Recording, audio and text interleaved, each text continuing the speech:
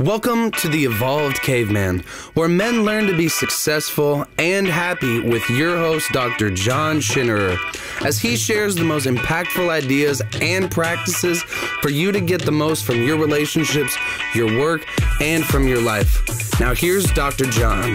Hey everybody, this is Dr. John back with the latest episode of the Evolved Caveman, and today I am really psyched to have with me Christian Lopez. And Christian's a guy that contacted me off social media, and he's just starting out his own podcast, and it's Behind the Masculinity? Yeah. Sorry, I saw that in your email. It said Behind the Masculinity. And when we had our initial conversation, I just thought, wow, I love this guy's energy. I love his strength. I love his courage, and I love his awareness and his vulnerability. So we've done an interview for his podcast. Now we're doing one for mine. So Christian, welcome. Let me read the bio real quick. Sure. So Christian is a former professional baseball player turned motivational speaker and men's confidence coach. After his baseball career came to an end, he felt lost, without an identity or purpose. That's pretty typical from all the athletes. For years, he felt like a failure. He wasn't good enough. He was scared to take the next step in his life for fear of going through another heartbreaking failure. He felt paralyzed by fear and unworthiness. Then in 2017, after an honest, heartfelt conversation with a friend, he decided to begin making some changes and taking positive steps in his life. One of those steps was going deep inside to battle the fears, doubts, and insecurities that he had kept buried for so long, but were wreaking havoc on his life. In the process, he ventured into the worlds of public speaking and life coaching, two areas that he never thought he'd find himself in, but where he felt called to and began to flourish in. Now, he's on a mission to help men everywhere break free of the shame of those struggles, regain that confidence in themselves, and help them live a happy, fulfilling life. So how you doing, Christian? What's up, Dr. John? Oh, it's good to talk to you again, man. Yeah, you hit that nail on the head. Like that first conversation that we had, man, I was like, we have to do this and get it on video and get it on audio and go deep. I was really excited, man, about that first talk we had. Yeah, I was really excited too. It was, and one of the problems that I have is I always do like a 20, 30-minute phone call with people before we do a live interview. And sometimes those talks are better and more important than ones we get on air. I don't know why, but I get so excited about them. And then I'm like, oh shit, we should have recorded that. I know. I think it might have a lot to do with like when you're coming on a podcast, there's a little bit of nervousness. You want to say the right thing. You want to sound good. You want to look good. And when you're just having a phone call, you're just like, I don't freaking know this guy. I'm just there was no nervousness for me ever. Yeah. Ever? No, never. We got to talk about your masculinity, man. No, I'm joking. I've dealt with anxiety before. I've dealt with stage fright. So, speaking of anxiety, this is kind of a little bit off topic, but last night my wife and I were perusing through Netflix like we do every night, and we found there's a show called Explained, and I think it's by Vox. But each season they dive into a little something different. So it's like a mini series of like 5 episodes. And this one is on the mind. I just saw that last night. Oh, it was so good, man. And then there's one about memory. Yeah, exactly. The first one was memory. And there's another one on anxiety. We started to watch that one, but we fell asleep. And I'm like, we have to be awake for this one. Like we have to. Yeah, I watched like the first 5 minutes. Yeah. So yeah, it's really good. Yeah, thanks for the tip. Yeah. So let's kick things off and just tell me a story of you at your very best. So what does that look like? Oh shoot! First of all, I didn't even say thank you for having me. Thank you for having me. It's a pleasure to be on here. Thanks for being here. Thank you very much, man. I feel honored. So yeah, man, a story. I mean, pretty much my life story, to be honest, man. Starting, I won't go back all the way, but just going back to, my playoff or my baseball career, professional athlete for 10 years. That was all I wanted to do since I was a kid. That was my dream. So I got to live my dream, but I didn't make it to the big leagues. I didn't make a ton of money. I wasn't, super famous or all these dreams that I had for myself. When I was younger, I would envision myself at the podium at the Hall of Fame induction ceremony, giving a speech to my family. I swear I used to picture this in my mind constantly. My family out in the audience, my mom crying, my dad super proud, my siblings super proud. And I was just like, oh, this is it. This is the pinnacle. This is what I'm going to do with my life. And obviously I never made it there. So that was a huge ego crush for me. That was debilitating, man. That's all I ever wanted to do. I never really had a plan B. So after that was over, I still had that emptiness, that hollowness that needed to be filled with some kind of validation, because I felt at that point like a failure, like we were just talking about at the beginning of this call. You feel like a failure, your identity's gone. You're like, who the hell am I without baseball? This is who I was since I was 5 years old. So when I lost that, it was just a loss of identity, a loss of courage, just so many losses. So that was pretty much the beginning of the end for as far as my baseball career, because I got released and then I played 3 years of independent league baseball. We'll go into that at a later time, but that was kind of when I got released for the first time. That was kind of like the beginning of the end. I just didn't see it and I didn't want to admit it to myself. So that was kind of my rebirth right now, because as we talked about on my episode, I got drafted out of high school. So I was 18 years old. So I was 18 years old, thrust into professional baseball with grown men, just a completely different atmosphere.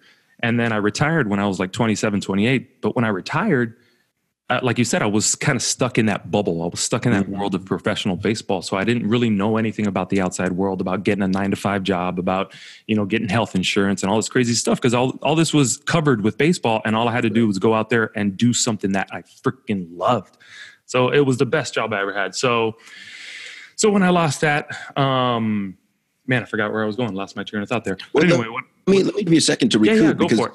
One of the things that I want to bring up is every professional or high-level athlete that I've talked with in the past 30 years, which has been, I don't know, dozens, but not hundreds, when their sport is taken from them or when they retire or when they give it up, universally, they are met with depression and a loss of identity.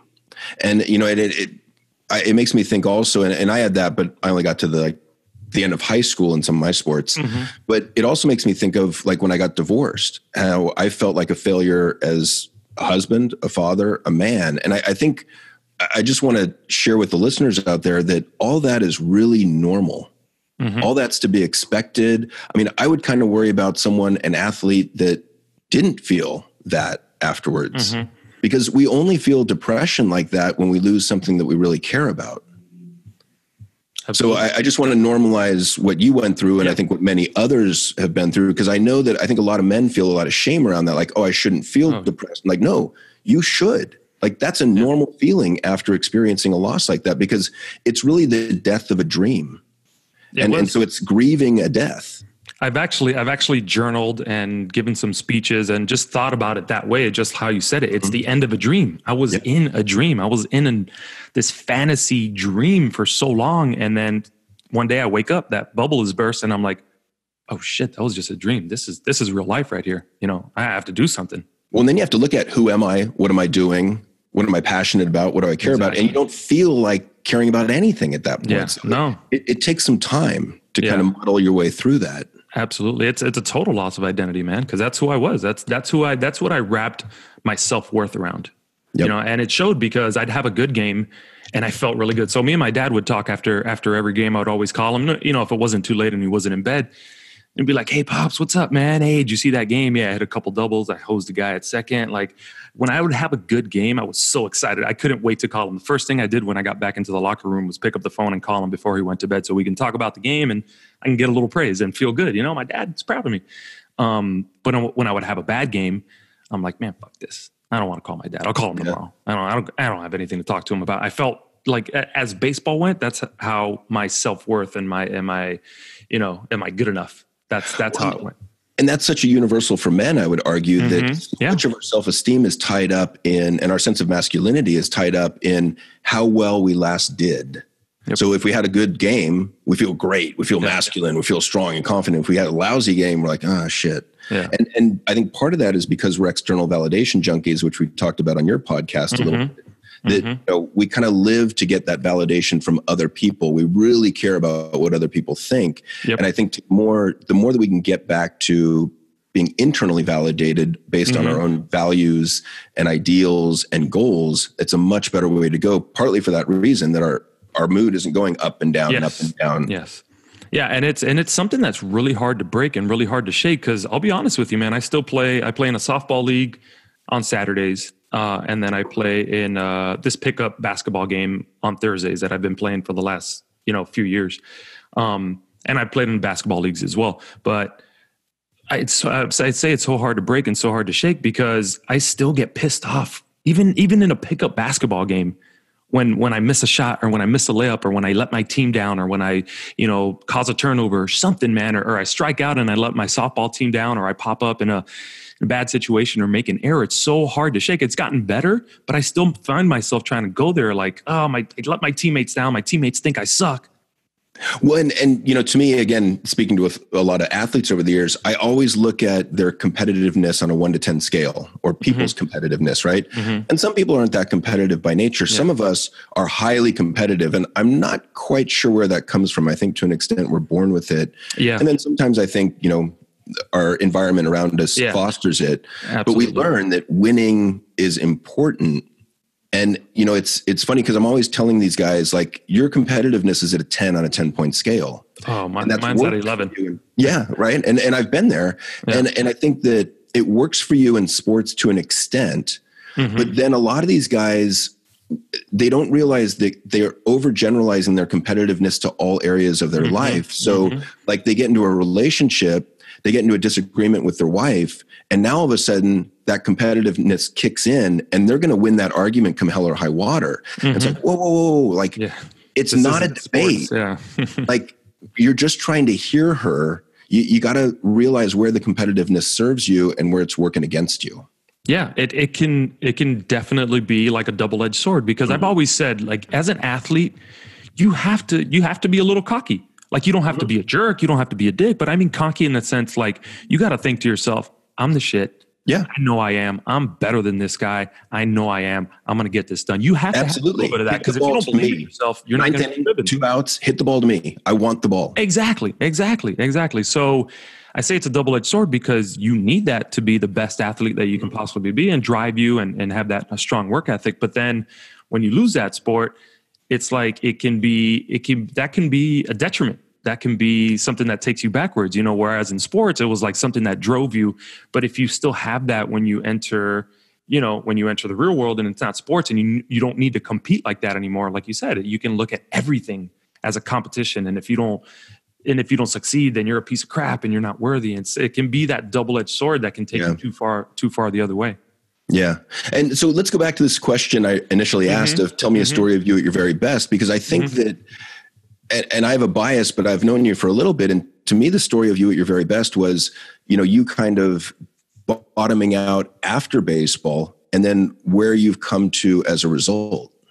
Yeah. Man. Like I said, I never pictured my life without baseball. So I'll just fast forward a little bit through the story so it doesn't take too long. But after baseball, I still felt that emptiness. So I was like, how can I fill that? How can I be rich and famous and get validation? Oh, I'll go be an actor. I'll go be a movie star. So I was like, all right, that's it. I'm going to LA. I'm going to be a movie star. I came across this Craigslist ad, advertising like an acting showcase where they'll take you to Hollywood and you can act, you can perform in front of, representation and stuff. So I did that. I moved out to LA on my own, didn't know anybody. I'm like, screw it, I'm going to do it. But I had so much motivation from the bitterness that I felt from baseball that to me at that time, it didn't seem like a big thing. I was just like, no, this is what I'm going to do. I'm going to prove people wrong. I was driven by the fact that I wanted to prove people wrong. And then I wanted that validation so bad. I wanted people to see me on billboards and TV and movie and think, man, that's Christian Lopez. I went to high school with that guy. He made it. Oh, that guy's awesome. That's what I wanted more than anything. It wasn't even the fortune and fame. Well, maybe the fame, but it was that validation. Because I felt like a failure at that point, So I moved out there, and then obviously that didn't work out, or I got tired of it because I had the wrong why. I have to start with with a good why. My why was just very empty, like fortune, fame, validation. So when the time got tough, rejections at auditions, stuff like that, I was like, man, I don't really want to do this. So I quit that. And then I was kind of lost again for a while. No identity, no purpose. Then I stumbled across firefighting, and I was like, man, this is it. This has the camaraderie. This has the brotherhood. This has the chance to be a hero in the community. All the stuff that I missed from baseball, I can have in this job. Yeah, it's dangerous, but it's got good pay, perks, benefits, vacation, all this stuff. So I was like, all right, this is my career. So I put 2.5 years into that, and I was like, this is it. This is my new identity. This is who I'm a firefighter. I was picturing myself in the uniform, at the fire station, on the engine, all that stuff. So that became my new identity. Then I got rejected by that in March of this year. Another heartbreak, another ego crush, man. I had put so much time into this. And I was like, shit, what do I do now? But at this time, I had already started with my life coaching. I had already started with the public speaking. And then I kind of took that as a sign from the universe, like, hey, firefighting wasn't for you. You got to focus on this right here. You got to help people out. You got to do whatever it is that you need to do to follow this passion, this drive that you have inside you. Because this is the first thing that I've had since baseball that I actually have a drive toward. You know, like firefighting, I was definitely excited about, but it was more of a good job. You know, I could be a hero. It's a noble position. People can still look at me and be like, hey, Christian Lopez, he's a firefighter. Good for him. You know, it was all that stuff, but there wasn't really that drive, that passion, that thing, that calling, you know. And then this, what I'm doing now, this podcast, the speaking, the coaching, the helping other men, this is something that I'm called to because it's not only making me a better person and helping me get through my own stuff, but it's going to help other people as well, which, I mean, double whammy. You're helping yourself out and then you're helping other people out. And in turn, the people that I help out, the people that I inspire, that I motivate, that reach out to me and say, hey, thank you for this, that inspires me even more. So it's like this double whammy symbiotic relationship that I'm trying to form here. That's really amazing. Absolutely. And so, I mean, let's go back a little bit, because one of the things that interested me from that initial talk that we had was kind of the, how do I put this, the hyper masculine areas that you grew up in. So you're Cuban, correct? Cuban. And so yes, you first generation American, but my parents were both born in Cuba. Right. So, yeah. Okay. So you have a Cuban household, you're coming out of that. Then you get into baseball, then you get into professional baseball. Like, to me, those are all very masculine environments. And so tell me about that. Tell me about coming up through there, because to me, that seems like a big jump to go from there to where you are now. Yeah. That indicates to me a tremendous amount of growth. Yeah. Yeah, that was a huge jump for me. And again, my whole life, I've been a people pleaser. So I've always wanted to say the right thing and do the right thing. And I wanted everybody to like me. So doing something like this, that's against the norm of where I grew up and the sports environment that I grew up, and just growing up as a man in general, talking about the stuff that I've been talking about. It's not an easy thing, because people are going to be like, oh, you're such a pussy. You're such a this, you're so gay, you know, all this stuff that we hear. And that, look, to be honest, me and my friends, my group of friends said that to each other all the time, you know? But you know, obviously we didn't know at the time how much damage that can actually cause. So what was the initial question? I always ramble off on a tangent that has nothing to do with. What was it like growing up in a largely or predominantly Cuban household, and then baseball? Because to me, that just seems like, I don't know, hyper masculine. Yeah, definitely was. So my parents, I couldn't have had better parents, man. Like they weren't perfect by any means, but they provided us with love, with everything that we could have possibly needed as children. And they were more open-minded than a lot of my friends' parents, than a lot of, you know, the older generation. Like my mom was 1 when she came to the States. So she basically grew up in America, in the States. And my dad was about like 12.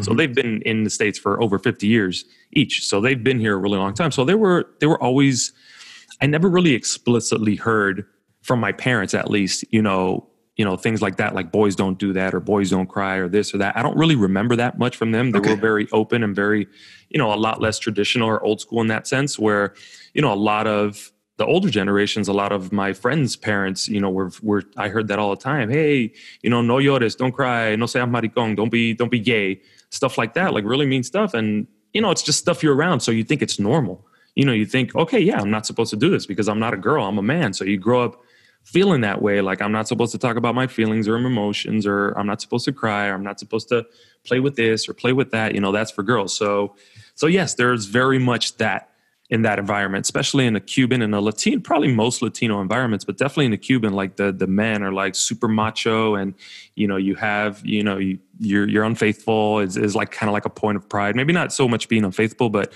being able to bed other women when you're in a relationship. It's almost like a point of pride amongst all, maybe not all, but a large percentage of the Latino community population like that. So it's cool to be that way. So if you weren't that way, it's like, what the hell's wrong with you? Tú no eres hombre. You're not a man.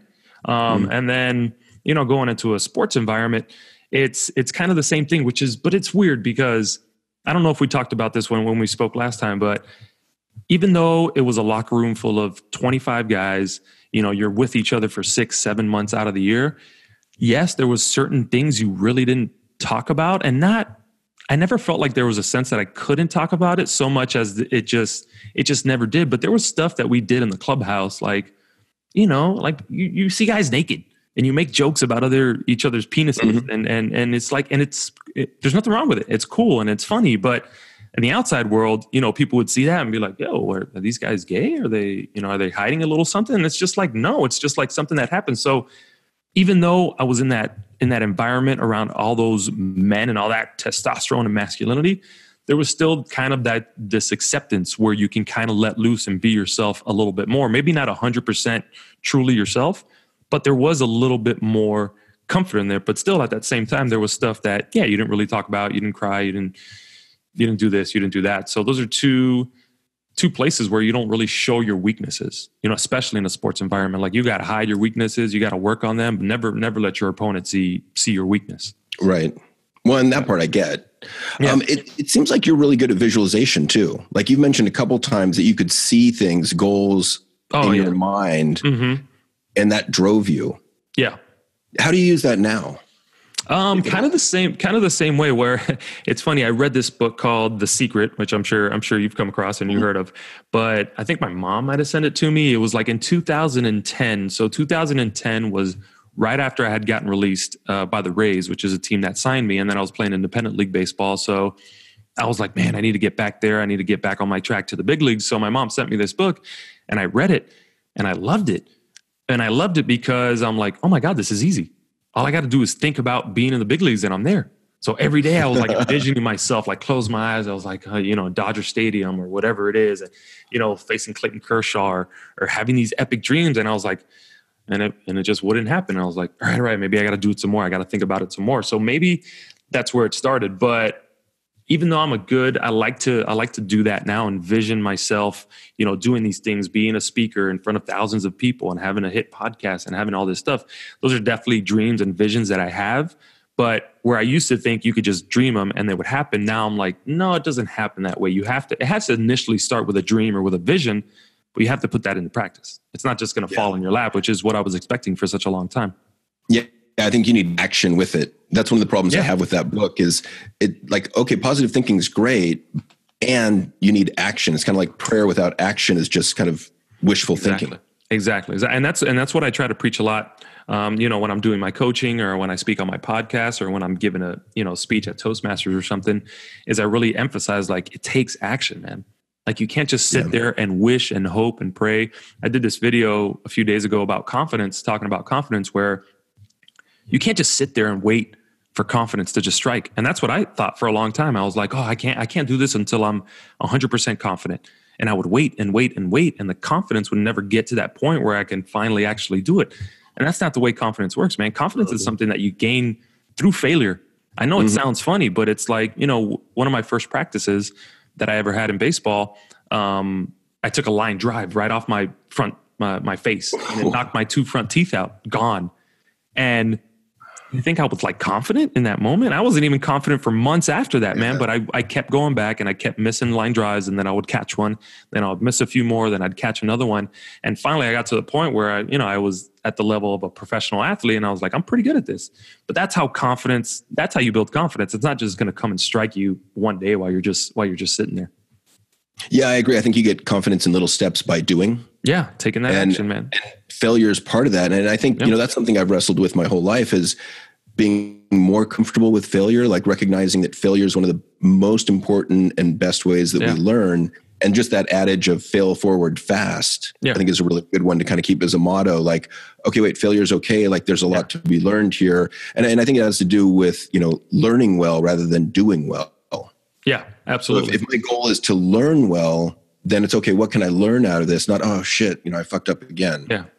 Yeah. I really like the switch from doing well to learning well. Yeah, absolutely. And it's something, it's like anything else. It's a practice. Like, it's so hard. It's so easy for us to look at our past failures and look at them, objectively and look at, hey, what happened after that? What lesson did I learn? But when that happens right then and there, it's really tough, really, really tough to look at objectively and be like, okay, this sucks. It's a failure, but what can I learn from it? Because your emotions in that moment want to just take over. Like, no, this. I agree. Sometimes you need a little bit of distance from that. Yeah. Of course, but it's more objectively. Of course, but it's tough to do. It's tough to separate, from your emotions. And look, and I'm not advocating to separate from your emotions. Like, no, feel those things. My wife and I just had a deep conversation the other day about feeling. We kind of got into a little tiff and, but we worked it out like we usually do. And we talked about it. And we started talking about these emotions, how we can't we can't stifle them. We can't suppress them. Like, let them come. Don't bottle them up inside. That's where we suppress it, and it turns into rage. And then we get angry instead of letting out that sadness or that loneliness or whatever it is. So it's something that we can work on, especially me, kind of letting her get those emotions out and letting her get that frustration and that stress out where, like I said, when we had that talk, is like, I've always been the person to try to get people to see the bright side and see the good side and have gratitude and be this. And sometimes it sucks because I feel like I'm imposing my perspective on other people, and I don't want to do that because not everybody's going to see the world the same way I do it. So that's something I definitely have to work on myself. Yeah. And I mean, it's something I'm still working on just in terms of allowing for my partner's emotions when she gets really upset or even upset with me and not getting defensive. Yeah. And of course I'm still working on that. Yeah, of course, man. It's just, but it's funny because I think with men, like every man I've spoken to, our first strategy with emotion is to suppress it. Yep. Like when we're young, even I've seen people as old as 50 that are still trying to just stuff it down, ignore it, compartmentalize.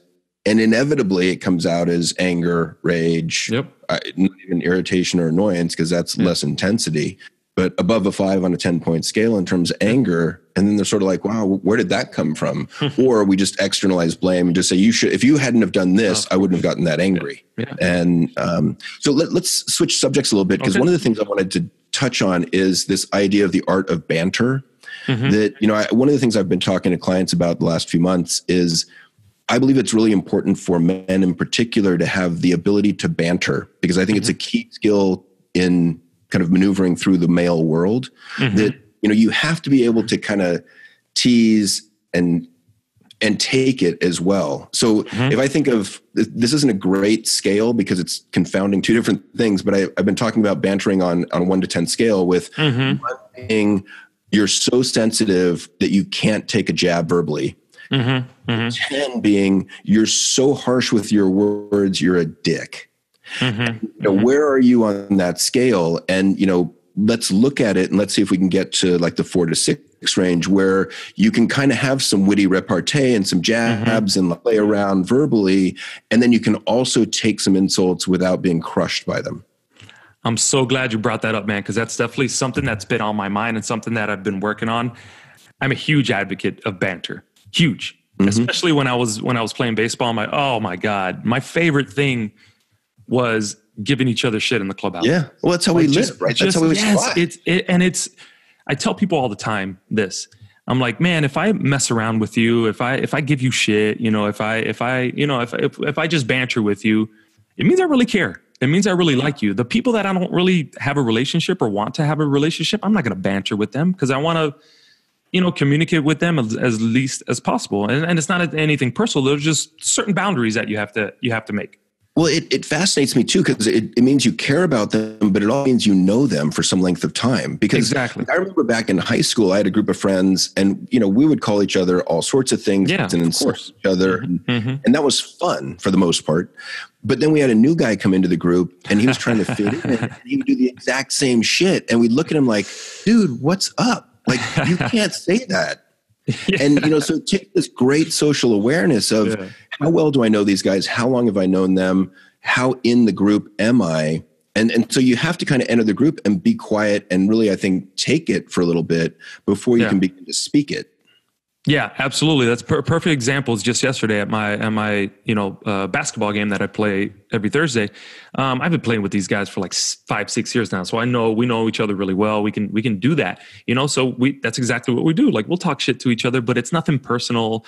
Like somebody, misses an open layup, you're like, oh yeah, nice layup, dork, or something like that. Just giving each other shit, and nobody takes it personally, and it's all in fun. It kind of motivates us to be like, oh, you're gonna make fun of me, I'm gonna hit this 3-pointer in your face. It kind of makes the games really exciting. But yeah, going back to what you just said about that new guy into the group, sometimes we'll have new guys come out to the group and fill in or make sure we have enough guys to run.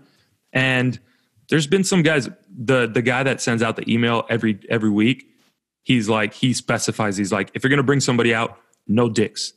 I don't care what, I swear. He's like, I don't care what their level of basketball is. Obviously you want them to be coordinated, but he's like, I don't care how they play, just no dicks.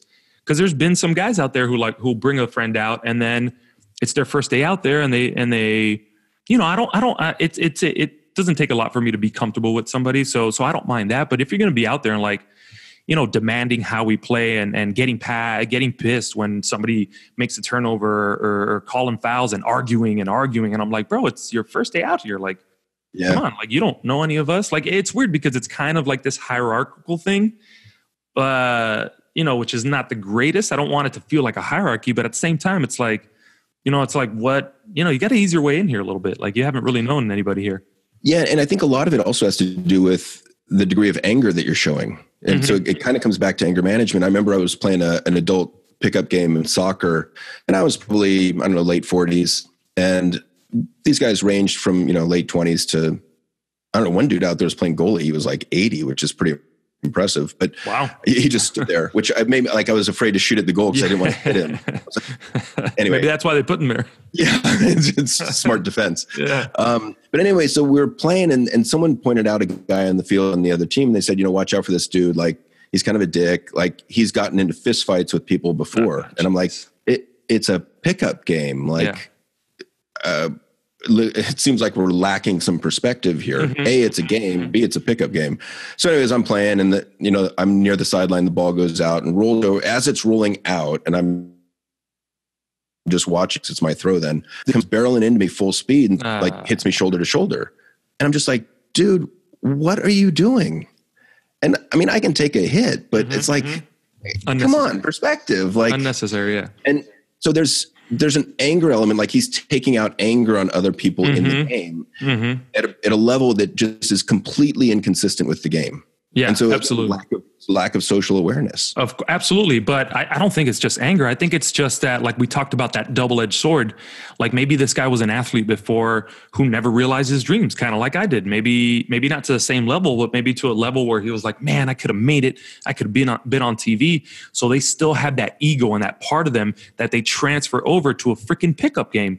Because if they lose or they get run into, they kind of take it as a personal slight, like personal slight against them. I would extend that to anger, though, because he's got a dream. The dream got crushed. The dream died. So he's grieving it, but doesn't realize he's grieving it. So underneath that anger is sadness. So he's kind of misbehaving, I would say, in a way that you know, he's just pissed, and he's going to take it out on everyone around him without awareness. Yeah, no. I get it, man, because I went through it myself. I didn't go through it at that level. I was never that kind of guy, that dirty player. I was always respectful of other teams. I was never that guy that played dirty or that talked shit. That was never me. The way I would get angry was at myself. Like I'd fucking yell and I'd throw my helmet and I'd punch the wall and I'd break my bat and I'd just act like a freaking child because I was so like, I had those feelings of like, not good enough. I'm like, man, I suck. And the only way I could take it out was through anger. Because if I say I suck, I'm going to be like, what's wrong with this guy? If you take it out with anger, you're like, oh, he's just pissed.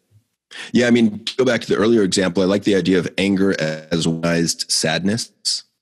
So this guy was actually feeling grieving or sad at some level. Anger's on top of it. So he's going to take it out physically. To your point, I mean, I think that, well, anger can be either internalized or externalized. So we tend to have tendencies. Your tendency was to just internalize it, which is mine as well. Some people that I knew back in the day would externalize it and kick their foot through a window or it's crazy. It's crazy. But question, because I just thought of this, when somebody externalizes it, obviously they're doing damage to, property or other people or whatever, but I would imagine there's a lot of damage going on internally too, even if they don't internalize it. You see what I'm saying? Oh yeah, absolutely. I think it's pain internally that's then externalized with how they deal with it. And even when they take that anger, that pain is still there. They just kind of numb it till the next time. Right? Yeah, because exactly. Stuff and you feel worse about that stuff. Exactly. Yeah. Oh, always, man. Every time I would do something like that, I always had this pang of guilt every time I do something bad, or I cheated on a girlfriend, or I did this, or I did that. In the moment, obviously you're not thinking about it. You're in a rage, or you're, whatever it is. You have all these emotions. You're like, man, fuck this. This is what I want to do right now. It isn't until afterwards and that adrenaline wears off. We're like, God damn it, why did I do that? That was so stupid. So let me ask you this, because it seems to me like, and I had a guy come on, I don't know, last week, and he kept referring to himself as the evolving caveman. And I was like, oh shit, like that's really a better name. Yeah. Evolved caveman period. I'm done. It's over. Like it's never over, right? Yeah.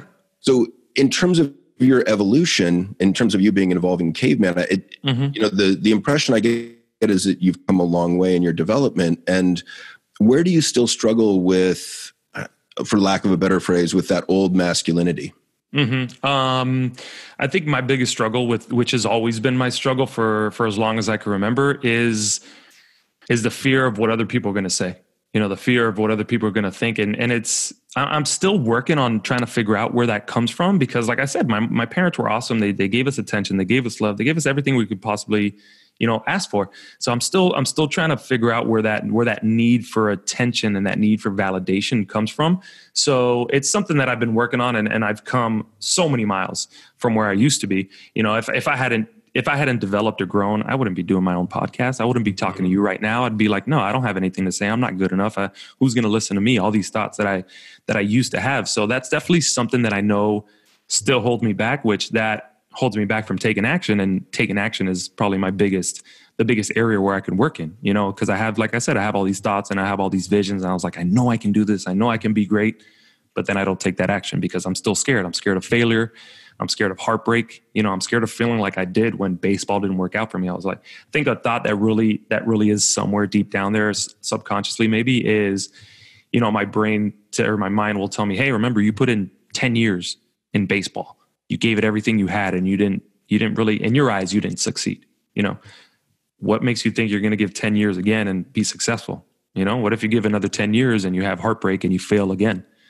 I think that's one of the things that holds me back the most. Yeah. And thank you for sharing that. I completely feel that. I think that, I guess I would argue with the fact that you, quote, failed. Yeah, of course. That's what everybody really went further than 99 point something percent of people in baseball. And I know it wasn't what you were looking for. Yeah, of course. And, if you look at it more as the journey rather than the outcome or the destination, I think it was a hell of an experience. But I really appreciate you bringing up that idea of, being a people pleaser, because I've seen that myself for years. Like when I was younger, I just wanted to make everybody happy. And let me put that differently. I didn't want to disappoint anyone. And the problem with that approach is that it guarantees misery. It guarantees that you're going to lose yourself trying to please others. So you lose sight of your values, you lose sight of your goals, and you just kind of wander this curvy path through life trying to make sure everyone's happy. I've had social anxiety in the past. So I really hated being looked at or judged negatively by other people. I think partly because I just didn't like that internal discomfort that it brought up. But over the years, I've kind of gotten more and more comfortable with it. And it took a lot of practice. But, one of the mantras that goes through my head is fuck them. Yeah. Fuck what they think. And that helps a little bit. Because, and it was funny, I was talking to Jed Diamond a while back, and I was asking him how he deals with it. And he's written 16 books on masculinity and men. And the stuff that he's written is not always going to be well received by men. So he's going to get a lot of attacks. Of course. And I was asking him, so how do you deal with this? And he said, well, first of all, you got to realize that not everyone's going to be in a position to understand it. If you come up one that just is not in a position to understand it, he's like, I don't waste my time with them. I'm not trying to convince them because I'm not going to. Yeah. No, it's such a good point, man. And I know there's stuff that I'm going to say and I'm going to talk about that men, aren't gonna, they're going to be like, what? Get out of here. That's not how a man is. And you just have to know that's going to come, especially when you're speaking about something like this and you have so much conviction behind it. And it's really something that you believe in. One of the best things I'd ever read was, I think it was the very first book that I read, when I kind of started this personal journey, which was Brene Brown's Daring Greatly. And in it, she has that quote about, I think it was from Teddy Roosevelt, about the man in the arena. Man, it's so true, man. Like if you're not down here doing the work, going through what I'm going through, I don't really care about your opinion. Like it's obviously it's a practice. It's easier said than done, but I always think about it this way. And I've talked about this with my wife and other people before. It's like, cause she gets a lot of online harassment and all that stuff. And, I try to tell people, think about where you are in your life, the work that you've done, the courage that you've had, the vulnerability, that takes a lot of work. You know, that takes a lot of courage. You know, that's something that is not easy. If there's somebody out there willing to criticize you for whatever it is that you're doing, even if, especially if it's something like your truth, your vulnerability, all that conviction, if there's somebody willing to tear you down without any substance, just tear you down just to make you feel less about yourself, it's probably because they haven't done what's necessary, the work that's necessary to get to the core of those fears, to the core of those insecurities, to the core of those doubts, because it's really, really not an easy thing to do. It's really scary. And it's so much easier to just sit from the sidelines and tear somebody down than it is to go deep within yourself and find out, damn, why am I being so mean right now? Why am I being such a dick? That takes a lot of work. So for people, they don't want to do that work. They're like, oh, well, I feel shitty about myself, so I'm just going to make her feel shitty. I'm just going to make him feel shitty. When I'm just thinking as you're talking, I think my response to, people that aren't feeling what I'm putting out there and are, trying to tear me down for it is, where are you in the arena? Mm-hmm. There you go. Where are you putting yourself out there? Because if you're not putting yourself out there, I don't even want to hear it. No. Don't even waste your breath. Yeah. Don't waste the keystrokes on the keyboard. Like, if you're not taking a risk, if you're not putting yourself out there, the opinions don't matter to me. Exactly, man. Exactly. If you're not doing what it takes, and if you're not having that courage, then what do you know? What do you know about what I'm going through? So what I try to do is when, people reach out and they have something negative to say, which doesn't happen a whole lot for me, but sometimes there is, I'll just ask them a question like, why do you feel this way? Or why do you feel the urge to say this or to do this? And it hasn't worked a lot, but it has worked a couple times where people will, I'll just end up having like a long conversation over social media with them. And by the end of it, we're like, all right, cool, man. Like you're a pretty cool dude. I had you pegged wrong. And I was like, that's what happens when you judge and you don't really know about it. There's this guy named Dylan Moran, I think is his name. I got to look up the pronunciation of his last name, but he's got a podcast, and what he does is he interviews people. He's a gay man. So you can imagine all the hate on top of that he gets online. So he takes people that write like really nasty comments to him, and like he'll invite them on his podcast and like have a show with them, like ask them questions, find out about them. I was like, I think that's genius, man. Because if we were more eager to do that, obviously there's going to be some people that you just can't sit down with. But there's some people that you might be able to. One of the ways that we get past these biases, these unconscious biases against, other ethnic groups or, homosexuals or trans, whatever it might be, is exposure. Yeah. So to sit down and have a conversation with them, get them to understand, look, we're human, that, exactly. We both feel the same thing. And that's why one of the reasons I love that level of emotion is because our lives could be completely different, you and I, but everything you've ever felt, I've felt too. Yes. So on that level, we're completely the same. Yes. And I love that. Yes. And that's what's so, what was I was talking about storytelling with somebody. I forgot who it was, but I was talking about storytelling, and they were saying how storytelling, is great, and we're all drawn to it because it's got elements of triumph and of defeat and all this stuff. But I think what's great about storytelling too is that even though you're not in that story, even though you've never been anything like that in your life before, there's elements of stories that evoke emotions in us that we can all feel and that we can all relate to. I think that's what's so great about storytelling, where even you might not know anything about the story at all, but when somebody gets their heart broken, when somebody's super happy or super excited, and we all know what that feels like. So that's what's so great about those stories and about storytelling. Well, and we also know that the best leaders are great storytellers, partly because they do evoke emotion. I would say the better ones are telling stories about their own lives and their own challenges and overcoming those challenges. Because I remember I went on a radio show, 15 years, and I was scared shitless to do it, because it was a live primetime daily radio show, and I was not ever trained to do anything like that. And so I forgot where I was going with that. Radio show, exposing yourself.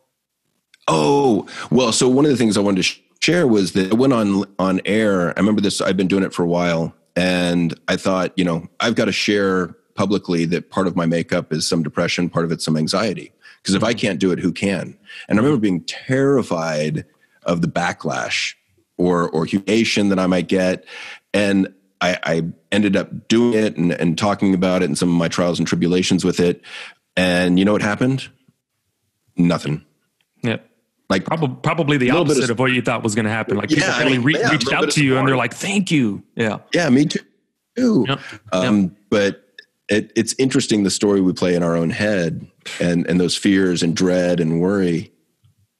Yeah, that's what it is, man. Like we make up these stories in our head that are going to be a lot worse. And that's one of the best things that I've gotten since I started to be a little bit more expressive, since I started to write a blog post and share on social media a bit more and start the podcast and give speeches at Toastmasters, man. One of the best benefits is the people that reach out to me, that stand up and say, hey, man, thank you for sharing that. That's something that I've been through myself. I just didn't really know how to talk about it. I didn't have the courage to talk about it, but I feel you. I feel you 100%. And that sense that we're not alone is, I think it's one of the deepest inborn needs that we have, is that need to feel not alone, to feel connected, to feel like there's somebody there.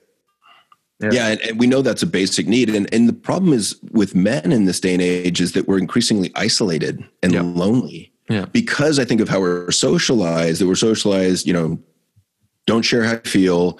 Mm-hmm. We're not encouraged to be good in relationship. We're not encouraged to be friends with other men because I think we're worried a lot of times that it's perceived as gay, because that's one of our great fears when we're younger and even for someone we're older. Mm-hmm. And then we just get increasingly isolated, which leads to a host of negative health behaviors. Absolutely. Absolutely. And there's so much in the media too that portrays that lone wolf, bachelor, maybe not the bachelor, but and like superheroes and stuff, like they don't really have like wives and girlfriends and connection and friends because they're this lone wolf that just has to take on everything on themselves. So we show that on TV to like these little kids and they're like, oh, I want to be like Batman. He doesn't talk to anybody. He lives in a cave and he has cool toys. Like, no, doesn't feel anything. No, doesn't feel anything. He's such a tough guy. He's such a badass, but no, man, we need those connections. Yeah, we really do. In fact, I went out to last Tuesday, went out with a group of men, and there were 6 of us, and it was probably the best group of men I've ever hung out with. In terms of people, there was the usual ribbing and bantering, but then there was also kind of some self-revelation that went on. Like one guy was going through a divorce and talking about that, and that's great, man. One guy was talking about vasectomy, and one guy was talking about being cheated on, and so it was this flow of banter, fun, laughter, then getting real and getting heavy, and like support, and then going back to banter and having fun. And it was just one of the greatest nights I've had with a group of men. It was a lot of fun. That's awesome, man. Like, if every group of men can be like that, man. And I think I don't know, man. I don't know if it's, I think there's a deep desire for men, even though they might not think so on the outside. I think there's a deep desire for us to share stuff. I really think there is. Even if you're a macho man, even if you're in a group of guys who never share their feelings, there's at least one person in there who wishes like, man, I wish I could talk about this stuff. I need to talk about it with somebody, man. I wish I could do it with my group of boys, but I know they're going to make fun of me. I know they're going to talk shit, man. But I feel like we all have that deep desire to share, because when we share, it's like people really know us. And when people really know us and they really like us, we feel even better because like, all right, people really like the real me. I don't have to put on this facade and this front anymore. I think that's the reason why we put on these masks is because the real us, we feel like is not good enough. We feel like it's going to be made fun of. Yeah. Part of that is, I think, that lack of self-worth. I think also we really, really fucking hate to be embarrassed. Oh yeah. I think a lot of what we do is self-protection. We put on the armor because we know if I do this, if I only show anger, lust, or stress, then I'm not going to be mocked and humiliated. It can't be said I'm not a man. You know what's so funny, man? Like yesterday with my group of guys, I play basketball. Sorry if you can hear my dog in the back, man. That's all right. So I was playing with my group of friends playing basketball, and usually I'm one of the bigger guys there. Usually guys are like either my size or a little bit smaller. But yesterday there was this guy there. So I'm like 6'1", 195. This guy was like 6'4", like 230. I was like, oh man, this dude's big. So there was one point where I was kind of him. Oh yeah. No, yeah. They put me on him. They're like, yeah, you take that guy. I was like, all right, thanks. So there was one point where he was driving to the basket and I kind of tried to reach in and we went shoulder to shoulder. And usually when I go to shoulder with guys there, they're usually ones that kind of like fall over or lose their balance. I freaking wiped out like face first. And like some of the guys started laughing at me. They're like, damn, Christian, that you're usually the one that's knocking guys over. and I won't, and I got to be honest, man, I got a little embarrassed. Like I knew it was my group of boys. It was people I know. I know they were just talking shit, but in a very brief moment, I felt embarrassment. I really did. Yeah. So it's something that it's something that even as hard as we try to fight it, like we still feel it. Well, and one of the things I'll play around with my clients is just getting more comfortable with embarrassment, realization that it's just an emotion. It might last 30 to 90 seconds. Yeah. Your cheeks get a little bit flushed. You feel uncomfortable. You feel a little bit foolish, and then it passes. Yeah. But it's not a reason to avoid these huge parts of life just to avoid it. Yeah. Yeah.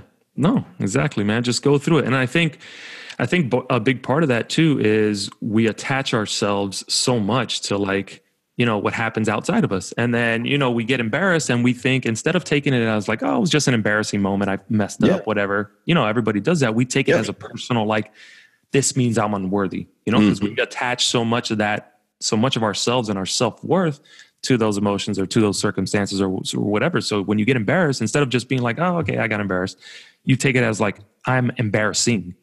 Instead of I got embarrassed, I am embarrassing. Like, where's that difference? I think it also attacks our sense of masculinity too, right? Mm-hmm. So it's like, oh my God. And because I've seen guys get up from what you just described, they want to throw down.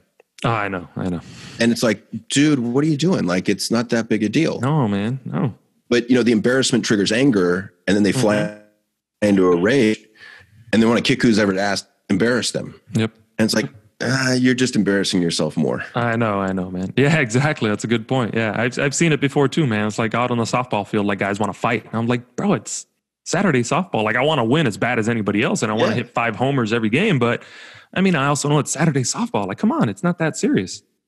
But it's funny, I do a lot of sports psychology, and so in talking with elite athletes, there's this idea of the zone, and the zone is like a bell-shaped curve, and you want to be in the middle of that bell-shaped curve where it's a balance of competitiveness and relaxation. Yeah. Well, no athlete that I've ever talked to is short on competitiveness. Nope. So a lot of times it's working with them to relax into the game so that they can bring the competitiveness and perhaps the anger down to a reasonable level so that it's working for them, so that they're at this kind of level of performance. Yeah. So oftentimes I'm helping them, use visualization or relaxation strategies to just kind of find what's that ideal level of energy that you need to perform at your very best. Because if you get too competitive, if you're too anxious, too stressed, too wrapped up in the win, you get the yips, right? Which are these little tiny muscle tremors, which like and you get the yips, your ball is going to sail over the catcher's head. It's going to sail over the ump. It's going to sail into the dugout. Like it's all over the place. Yeah. And it's a very little change in terms of the musculature, but it has huge effects. Oh yeah. And I had never heard like the zone and the flow described that way, like you described it. That's such a good description of it, because I know exactly what you mean. Because if you ask pretty much any hitter, any baseball player, any batter, when he's going really well, when he's on a hot streak where everything he's hitting is on the button, like everything is a line drive. Yes. Like he can't, like Mike Trout is pretty much all the time. Guy's insane. But if you ask them like, hey, what are you doing different? Like what's going well? They're like, I don't know. I'm just really confident and I'm fucking relaxed at the plate and I'm not really thinking about much. Where when you start thinking too much and you start pressing and you start worrying like, shit, I'm never going to get a hit again. That's where those slumps happen. Because you think you have to press more, and then you get more anxious, and then you get more worried, and you're like, oh my God, I'm never gonna. And I think that's what separates a lot of the good hitters from the bad hitters, or from the not so good hitters, is the good hitters know, like, you know what, I'm gonna break out of it. It's okay, whatever. I'm not gonna get a hit every time. I'll be good. And they stay confident, and they stay with their process, and they stay on their same path, and they don't get too high. It's a ritual, the pre-hit ritual. Exactly, man. They don't get too high, too low, and then. Ritual. Yeah, but I love how you put that, how like having a balance of like still being super competitive, but still being super relaxed and finding that perfect combination of both. Well, and thanks. And it's interesting to me. I've talked with like high school baseball players, and they'll have like ex-pro players who are coaches. Mm-hmm. And those guys always say, oh, baseball is 95% mental. You hear that, or 90% mental. And it's like, and I'm like, okay, well, go back and ask your coach about the 90% that's mental. Mm-hmm. I'm like, oh, well, I did. What did he say? Nothing. Yep. And so it's a very difficult art, I would say, to speak to that 90% mental, but you're right on point. It's how do I get my thinking mind to shut up long enough to let my muscles do what they've done tens of thousands of times? Because my unconscious mind knows a lot better how to swing a bat. If I just let my body do what it's been trained to do and get my mind to shut the fuck up, yeah, man, I'm going to be way better off. But it's not easy to do, right? I mean, every pro athlete is trying to get to that point. Of course, man. Of course. I wish I would have met you when I was still playing baseball, man. Shit. Could have been my mindset coach. The mind is just a random thought generating machine. At this point in my career, it spits out random shit. And sometimes that's helpful. Most of the time it's not. Most of the time I would say it's bullshit and it's lies. And so to become expert at telling which is which becomes really important. And just the question of, is that thought serving me is a really good start. Of course. And that's where building that self-awareness, man, which is something I harp on a lot, is like we have to build that self-awareness, man, because we live so much of our lives either in the past or in the future. And it's just like, we're never present, man. And life is just, passing us by, and then we're doing things that we don't even know that we did. We don't even know why we did them. We don't know where they came from, why we said that, why we did this. It's just like take a moment to be like, okay, why am I doing this right now? Why am I thinking this? And that's what I did, a couple of years ago, is just started to ask myself questions. Why am I so afraid right now? Why do I feel like a failure? Why do I feel not good enough? And just started to, dissect that stuff and see where it might come from. And that's pretty much what I've been doing for the last 2 years, man. Yeah. And I think you're right on point again. And I love the fundamental tenet of mindfulness, which is allow whatever's arising to arise without judgment. Oh, okay. I'm pissed right now. Wonder why that is. Or I'm anxious, or I'm scared, or I'm stressed, or I'm really depressed. Okay. Well, I'll just be depressed for a bit and know it will pass. Yeah. It's like that whole be the observer, right? Yeah. The observing mind. Yeah. Exactly. Yeah. Exactly. Yeah. Instead of getting attached to that emotion and be like, man, you're like, oh, that's got me a little worried. Why am I worried about that? Okay. We'll come back to that. And then, just kind of come back. Yeah. But like you said, man, like everything we've been talking about, it's a practice.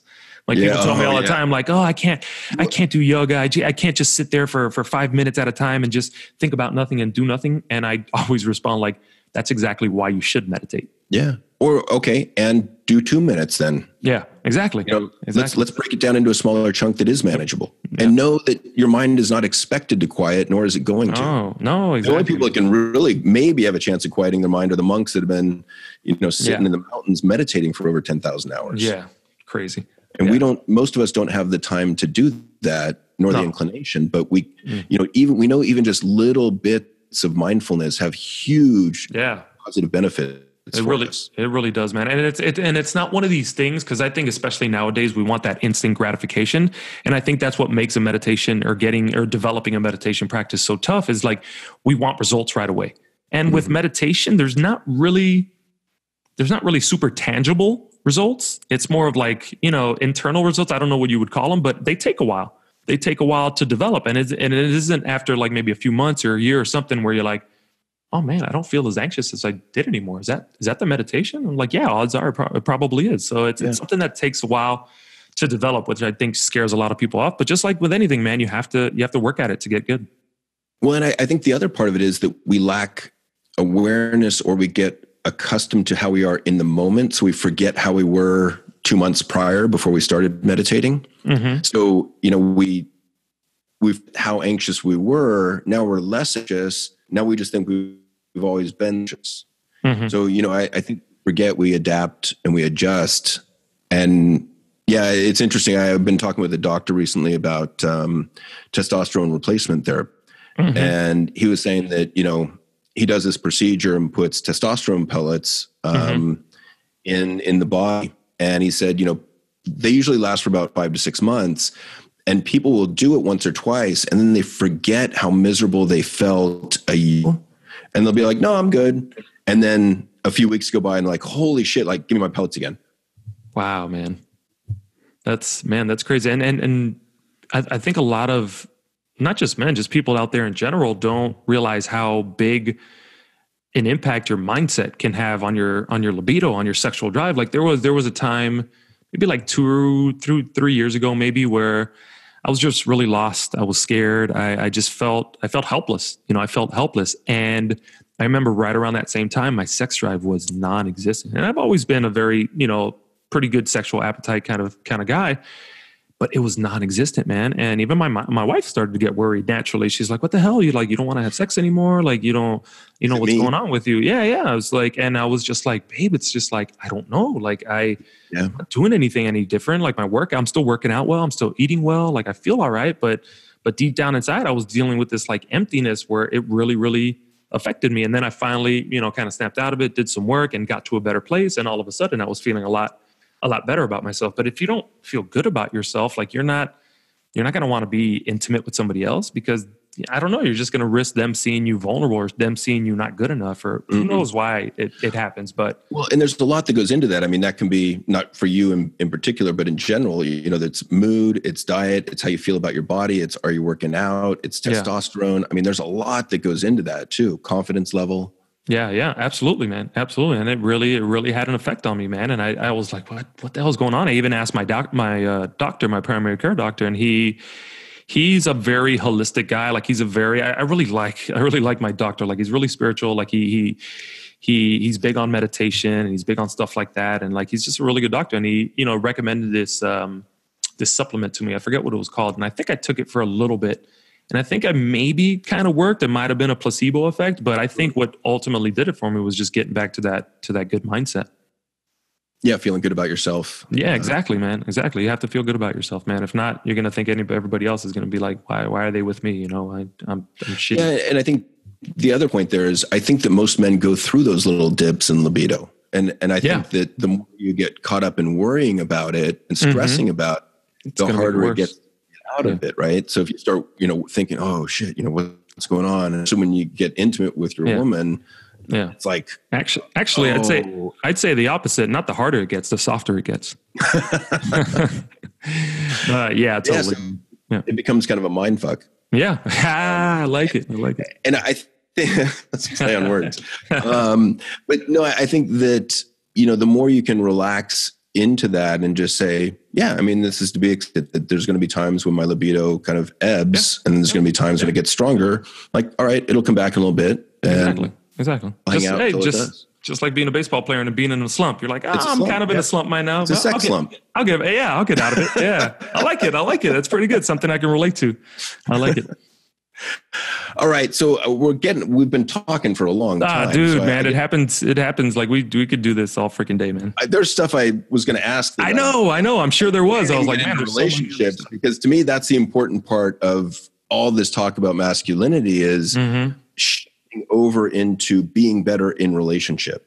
Yeah. And, how do you still be a man and feel masculine outside of the bedroom, but then, be able to be open, vulnerable, intimate, connect, and support your partner at other times. And I think it's a matter of shifting gears and context. Absolutely. But I guess that's another conversation we'll have to have. Oh yeah, we can talk for days about that, man. Yeah. Well, Christian, thanks so much for joining me. It's been an absolute pleasure. Yeah, always is, man. Always is. And so let me ask you before we wrap up, where can people reach social media handles? Sure. So social media, usually Instagram is the one I use the most, but I'm on Facebook too. But Instagram is Clopey, Clopey. I have my podcast, Behind the Masculinity, MASK-ULINITY.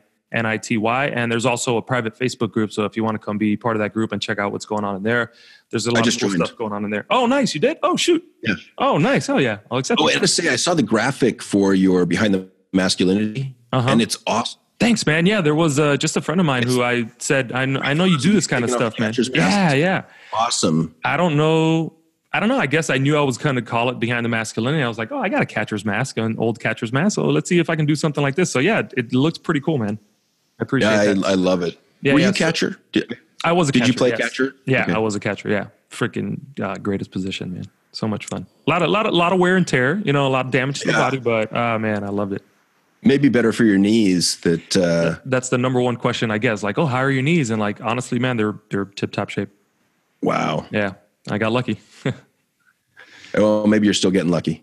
Yeah, maybe. I don't know. We'll see. 35 is coming next month, so we'll see how I feel in a few more years.